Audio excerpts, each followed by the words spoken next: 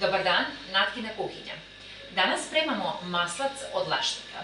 Od sastojaka nam je potrebno 200 grama pečenog lešnika, 2 kašike ulja i ovde imamo mešavinu 1 kašikice šećera i 1/4 soli. Pravi se brzo, lako i jednostavno.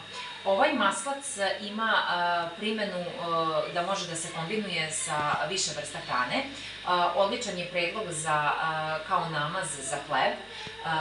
Može da se maže uz sendviče, kolače i uz jela. Znači, uz sve vrste mesa i povrća. Ništa, sada idemo na posao.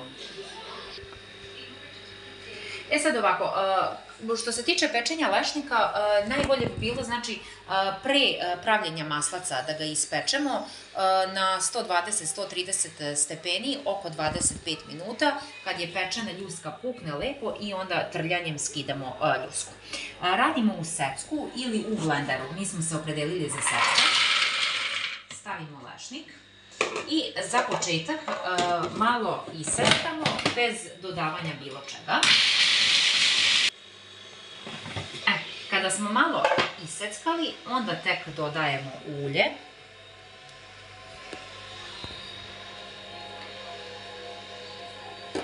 I mešavinu soli i šećera. Ovaj namaz ima samo 3 sastojka.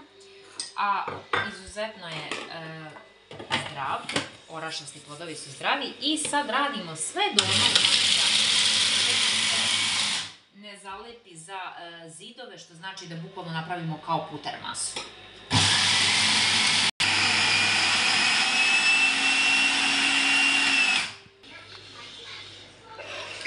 Posluženo, servirano, mi smo mazali na hleb.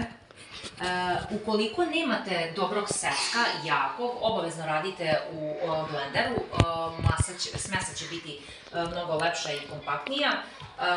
Ako deca žele nešto slatko, možete ovo da iskoristite kao namaz umesto Eurokrema, zdravija varijanta, samo dodate možda malo meda u smesu i dobijamo lep namaz od lešnika.